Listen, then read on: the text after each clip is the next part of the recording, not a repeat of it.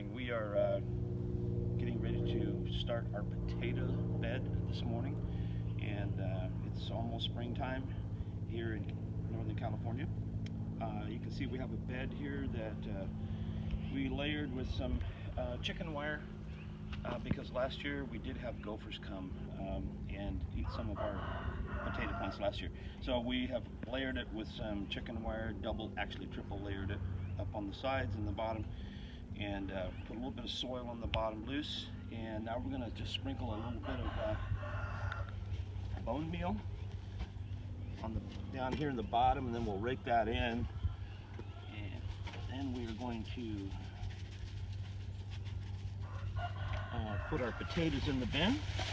And if you want to pan over and show them the potatoes, dear, they've been sitting in our cupboard, becoming rather interesting looking, ready to sit in the dark in room temperature, and they are ready to grow.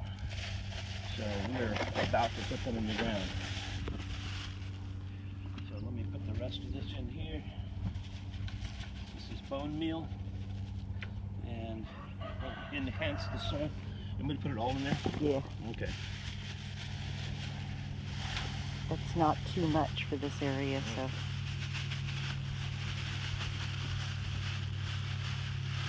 As long as this doesn't attract any fish. Fish? Attract fish? Yeah, to the bone meal. Does this bone meal come from fish, or does it come from, who knows? I don't know. Attract fish? I'm just being stupid. Oh, okay, sorry. Or dogs. I'm just Oh. kidding. Okay. Yeah, I don't think that'll be an issue. Didn't know you were being cute, baby. Gently rake this in a little bit.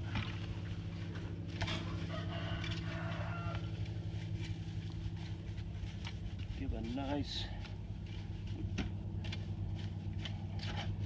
This is soil that we actually composted ourselves from products here at the ranch, and you can see the worms. Look at the worms right there. oh, we got worms working down there. Full of worms, yeah, we've already fed the chickens several worms that we just plucked off the top. We compost anything that is not going to carry vermin or E. coli. We don't compost dog feces. We compost, we have a thermometer so we can make sure we're getting it at an active working temperature. And we've had success the last 2 seasons with our own composted soil. So we're pretty excited about that we don't have to buy any filler soil to put in our beds. We also use straw bales as base, let those break down for a season. There's some worms that don't like the bone meal down there. Either they do or they don't. I'm not sure. I think they're trying to get out of the sun. They're trying to get down in there. They will. There you go, buddy. Get in there. Give them a hand. Okay. So are we ready to put potatoes in? We're ready to put potatoes in. Yeah. All right. And how many are we going to put in there? Because this is going to be a pretty deep bed, we can put them closer together than traditionally would be recommended. So we're actually going to do, is this 4.5 by 4, babe? Yeah, something like that, yeah. It's approximately 4.5 by 4 feet. We're going to put 20 plants, and we're going to do 5 rows of 4. And 4 this way and 5 this way. We've actually done 6 by 4 in the past and had no problems with crowding. So right now some of these potatoes are a little bit too small and they need a little bit of nutrient to get them started. So he's putting them in with the, Neil, you want the sprouts headed up, babe? Oh. Yeah. Sprouts need to be pointing up. There you go. Okay. There you go. Let me just lay a grid out. Okay. First, and then we'll go from Then fill in. Yep. Use the biggest ones first. There you go. And this isn't rocket science, so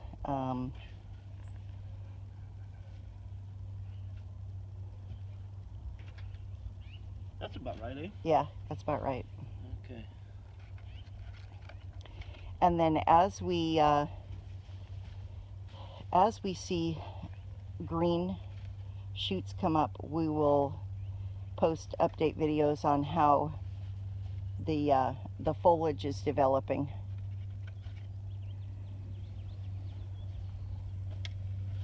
This bed was sweet potatoes last year. The bed behind this one was potatoes, and they are different plant families, and you don't want to plant the same plant families consecutive years. So we feel pretty confident that this is not going to be an issue, because the sweet potato is a completely different kind of plant than white potatoes.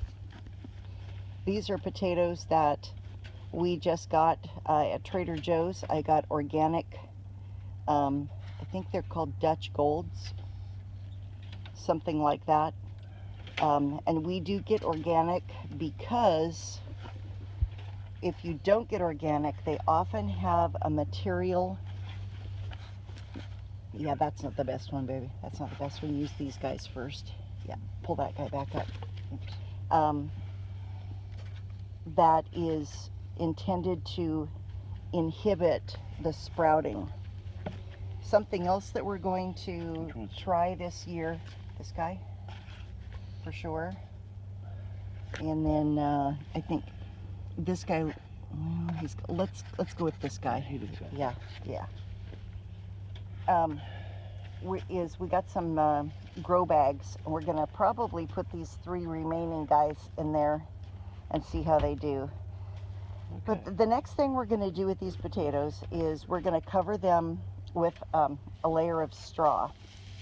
That's been our growing medium for the foliage, and the last few years that's worked really well. It doesn't have to be super deep, but you don't want sun getting to the potatoes. So that's going to be our cover. And that will be the same thing that we do in the grow bags. We'll put soil at the bottom, and then straw over the top. And as we see the plant begins to grow up through, when you see the straw, green foliage, yeah. Just cover it with more straw. Cover it with more straw. Mm-hmm. So this first layer needs to be deep enough to keep light away from the potatoes. So this is probably going to be the deepest layer that we do all year. The rest is just to help to give potato development a little bit more depth. The other straw layers as we go. The other thing it does too is it holds moisture in. It does hold moisture in. It's amazing. Even in our, we're in zone 9B in Central California near Modesto, and our summer temperatures are pretty brutal. We regularly get well over 100-degree heat in this area, and it's amazing how much the straw cover helps with retaining moisture in the soil. I was shocked. In fact, we generally have to water everything every day, but not this, probably once a week. So that's a huge, huge difference that the straw makes using it as mulch over these potatoes.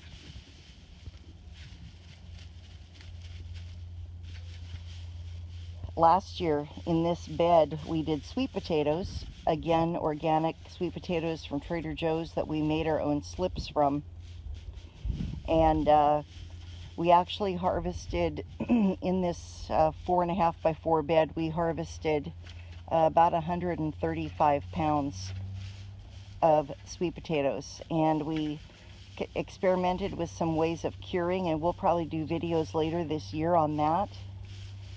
just because it was extremely successful. It was very satisfying.